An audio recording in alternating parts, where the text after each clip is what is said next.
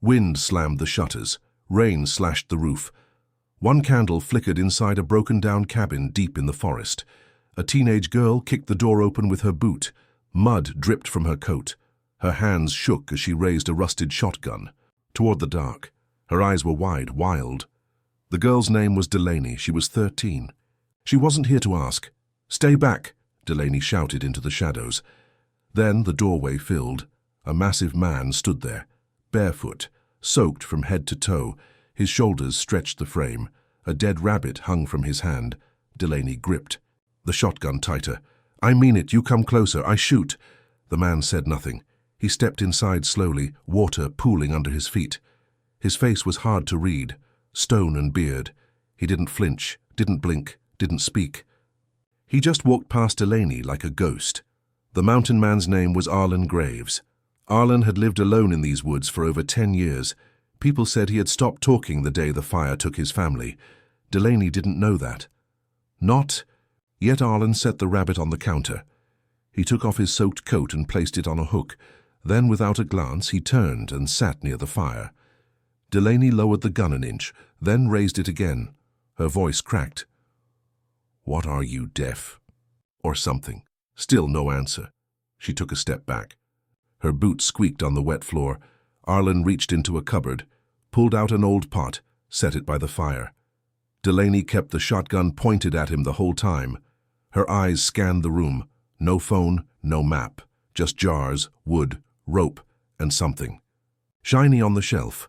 A small silver compass, clean and sharp against the dusty wall. Delaney saw it, saw that he hadn't noticed her looking. Her free hand slid the compass into her coat pocket. Still, Arlen did not speak. Delaney backed toward the far wall. She stayed close to the door but didn't run. She didn't trust the woods. But she didn't trust the man either. Finally she said low and cold, "Don't touch me, I bite harder than wolves." The fire crackled. Arlen stared into the flames. Morning frost bit through the cabin walls. Wind hissed through a cracked window. Ashes in the fireplace were cold and grey. Delaney woke with her arms wrapped around herself.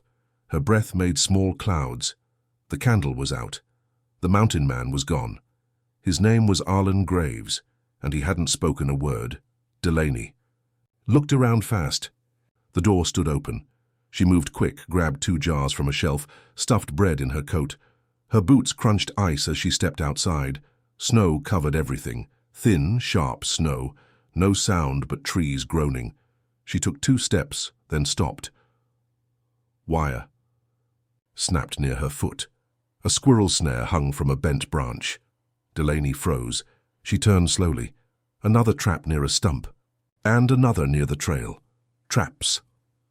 All around her. Delaney backed up, careful. This wasn't some empty cabin. This was his home. Every inch of the forest was watched. Arlen came up the ridge with a bundle of wood on his back. He didn't see Delaney at first. His coat was open, axe in hand. His steps were slow but heavy. Delaney ducked behind a tree. She held her breath. Arlen stopped near a stump, set the wood down, took a swing. The axe hit hard. Again and again, not clean, not gentle. Every strike looked angry. Delaney stayed low. She clutched her coat tight. She felt the compass pressing against her chest. The same silver compass she stole last night. She shoved it deeper in her pocket. Arlen, the woodsman, kept swinging. Wood split, snow scattered. Still not one word. Then, a shift. Arlen pulled off his coat, wiped his neck. Delaney saw his back, long scars, jagged, deep, like from whips or fire. Across the shoulder, down the ribs. She blinked, didn't breathe. Arlen didn't notice. He just tossed more wood on the pile. Delaney turned and crept back toward the cabin. Slow, careful. The traps didn't move, but her heart did. She whispered, almost to herself. He didn't say a word, but those scars, they screamed. Snow fell soft on the ridge. Pines stood quiet.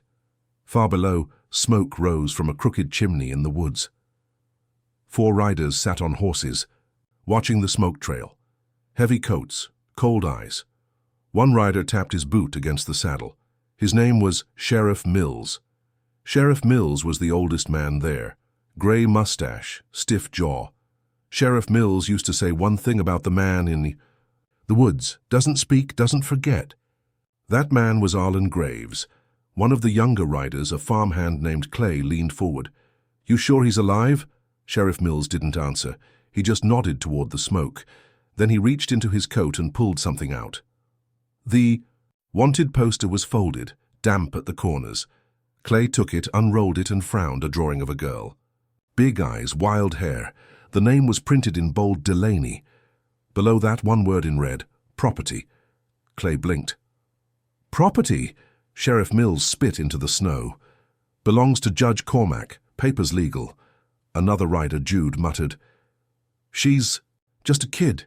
Sheriff Mills snapped, "Doesn't matter. Runaways don't get to choose." The fourth rider, Russ, checked his rifle. "We riding down?" Sheriff Mills nodded. "We ain't asking. We're collecting." They turned their horses. 4 shadows moved slow through the trees. Back at the cabin, Delaney sat near the fire. Her coat was dry now. Beans hissed in a dented pot. She stirred with a wooden spoon. Her eyes didn't blink much. Arlen Graves, the woodsman, sat across from her, silent as ever, arms crossed, staring at the flames. His axe leaned near the wall. Delaney shifted in her seat. Her fingers touched her coat pocket. The silver compass was still there, the same one she took when he wasn't looking. Delaney didn't know about the poster. Arlen didn't know about the riders. But the world outside the trees had already found them, and this time it was bringing the law. They said she ran off, but the poster called her missing property. The wind outside howled low. Inside the cabin, fire crackled in the stone pit. Shadows danced across the walls. The room was warm, but not quiet. Delaney, the 13-year-old girl, sat cross-legged on the floor. Her coat was off. Her socks steamed near the fire. In her lap, a chipped bowl of beans. She didn't eat much. Across from her sat Arlen Graves, the mountain man. Big arms, thick beard. He stirred the logs with a long stick. Sparks popped into the air. Delaney looked down, then up. "You don't talk," Delaney said, soft. "I talk too. Much. Guess that evens it out." Arlen didn't move, didn't blink. Delaney stared into the fire. Her voice cracked. "I ran from my 6th home. The last one locked me in a shed for 2 days. Said I was wild." Delaney picked at the threads on her sleeve. "Before that, I broke a vase. Got slapped so hard I couldn't hear for a week." Arlen placed the stick in the ash. He leaned forward and slowly dragged the end across the soft gray dust. One word: safe. Delaney saw it. Her hands shook just a little. She reached into her coat and pulled something out. The silver compass, the same one she had stolen on her first night here. It was small, bright, and cold in her palm. Delaney looked at Arlen. "I took it. I'm sorry." She set the compass beside the fire. Didn't push it toward him. Just placed it where he could see. "You're bigger than my house," Delaney said with a small smile. "No one ever made me feel small in a good way." Arlen turned his head, just slightly. The firelight hit his eyes. Delaney asked, "You ever loved someone?" Arlen didn't speak, but his shoulders dropped. His hands opened. His head bowed. A single tear rolled down Arlen's cheek. Then another. Delaney didn't look away. She didn't speak either. For the first time in years, Arlen Graves cried. The fire burned low. Ash drifted. A pot steamed faintly near the edge. Of the stones. Delaney, the 13-year-old girl, sat on the floor folding an old blanket. Her hands moved slow. Her eyes watched the door.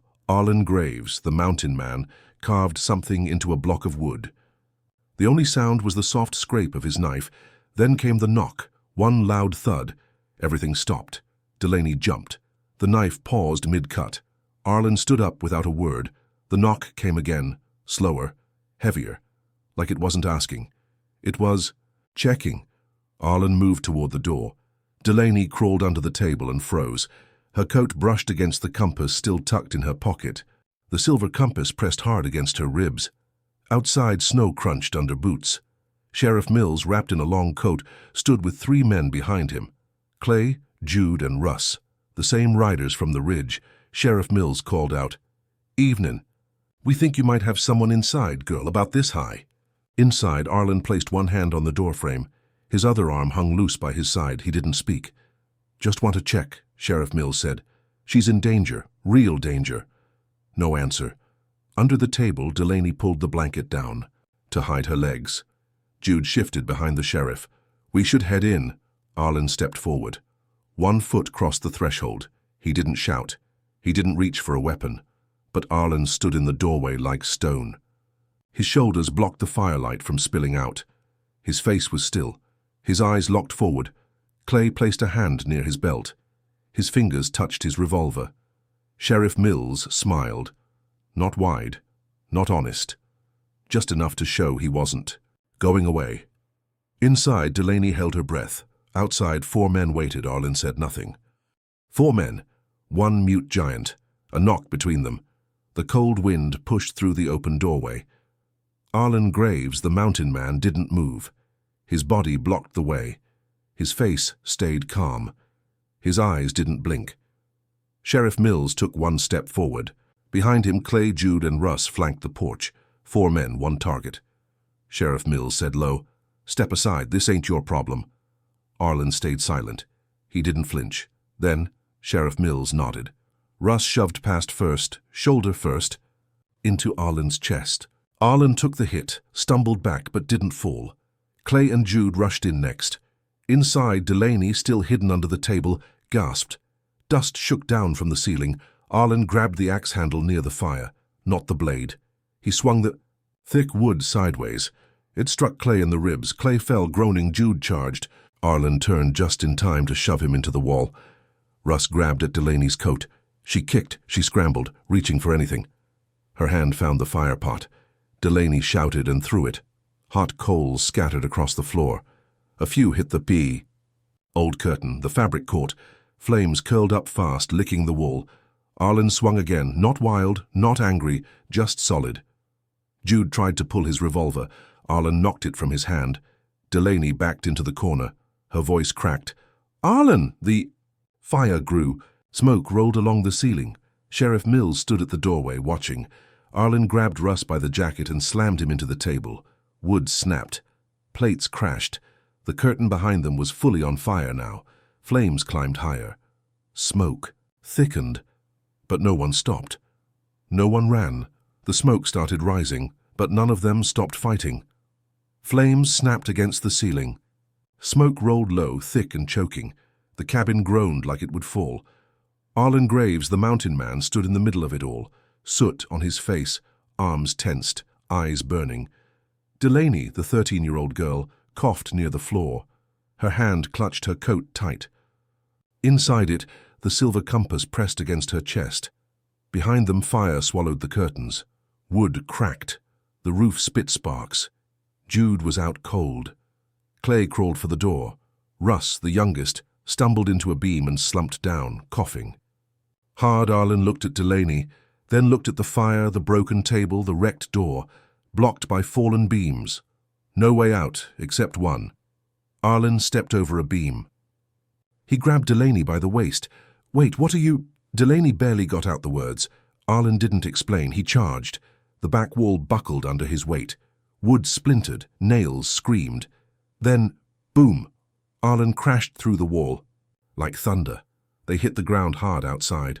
Snow flew up around them. Cold air bit through the smoke cloud.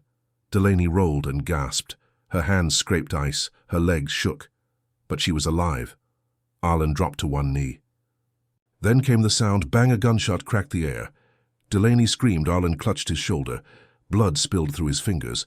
The shot came from the trees. Sheriff Mills stood with his rifle raised, smoke curling from the barrel. "Should have stayed out of it," the sheriff said cold. Arlen fell to the side, still holding his arm. Delaney crawled to him. "Hey, you're hit. You're really hit." The cabin behind them roared. A window burst in heat. Then, coughing. Inside, Russ, the youngest rider, was still in there. Arlen pointed. Weak, but clear. Delaney looked at him, then looked at the flames. She didn't wait. She ran to the broken wall. Smoke hit her in the face, but she kept low. She grabbed Russ by the collar and pulled 1 foot, 2 feet, out. They collapsed on the snowbank, gasping. Delaney crawled back to Arlen. Her hands shook. The compass fell from her coat, landed in the snow. She didn't notice at first. Then she picked it up, held it tight, pressed it into her chest again. The sky above was dark. The fire behind was bright. Arlen lay bleeding, but his arms were still around her. Arlen hit the ground bleeding, but still holding her like she was made of glass. The fire still burned behind them, but the snow made it distant now. Wind carried the smoke across the trees. Delaney, the 13-year-old girl, knelt beside Arlen Graves, the wounded mountain man. His face was pale. Blood soaked through the cloth she pressed against his shoulder. "Stay with me," Delaney whispered. "Please don't leave." Arlen didn't move. Delaney leaned closer. His breath was shallow. She pulled off her coat and wrapped it over him.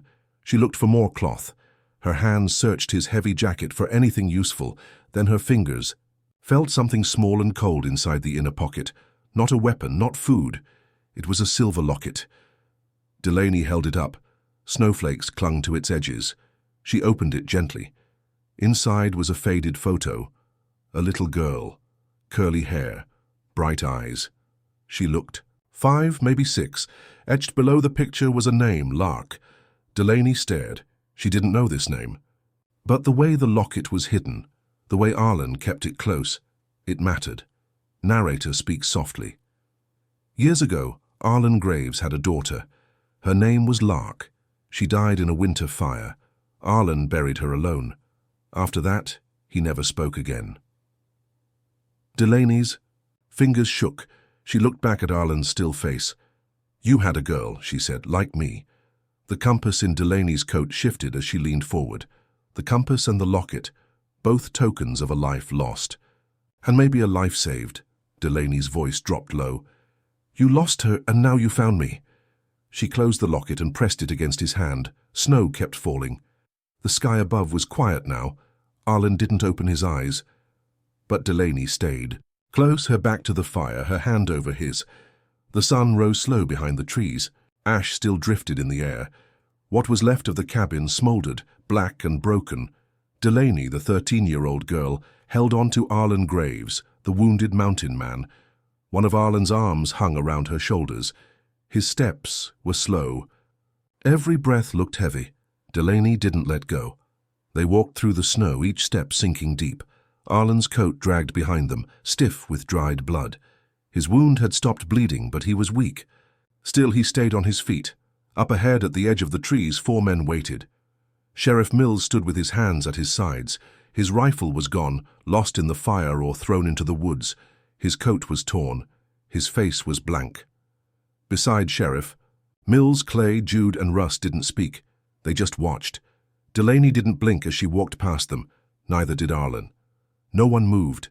No one stopped them. At the top of the ridge, the world opened wide. Trees stretched far. Mountains touched. The clouds. Delaney helped Arlen sit on a flat rock. He let out a low breath and leaned back. Delaney stepped in front of him. She reached into her coat. Her fingers touched cold metal. The silver compass. The same one she had stolen. The same one she had held when the fire burned and the bullet struck. Delaney knelt beside Arlen and placed the compass in his hand. Arlen looked at her. His eyes were still tired, but they were clear now. Then he reached down. With one finger, Arlen Graves began to draw in the dirt. Delaney watched each letter take shape. K, E, P, just that. One word. She stared at it. Then again. She didn't understand right away. Then she did. Delaney's lips shook. Her hands covered her mouth. She cried. Not because she was scared. Not because she was lost. But because for the first time in her life, someone wanted her. She read the word once, then again, and cried. Wind rolled gentle across the hills. Grass swayed. Birds called from the trees. The smoke rising now came from a chimney. Not fire, but breakfast. A cabin. Stood where the old one had burned. The walls were stronger, the windows clearer. The front step had 2 chairs side by side.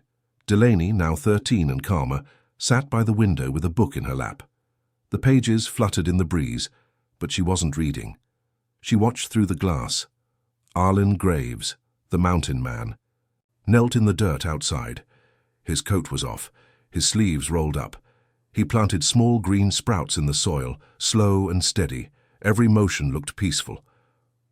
On the cabin wall, above the fireplace, hung two things in a small wooden frame: the silver compass polished clean and the silver locket with the name Lark inside. Side by side, not hidden anymore. Delaney stood and opened the door. Sunlight warmed her face. She walked out barefoot across the wood porch, then down into the yard. Arlen looked up. His hands were covered in dirt. Delaney smiled. The gardens. Looking straight. Still no tomatoes, though. Arlen wiped his brow and nodded once. Delaney sat on the edge of the garden box. She looked around at the trees, the sky, the hills that seemed to go on forever. Then she looked at Arlen. "You're still bigger than my house," Delaney said with a half laugh. Arlen didn't speak, but he smiled and he nodded again. Narrator. Closes. Some names we bury, some names we earn. Delaney had run from 6 homes. This one didn't chase her. It waited. It grew. It stayed. She wasn't scared anymore. She had a house now, because she had Arlen.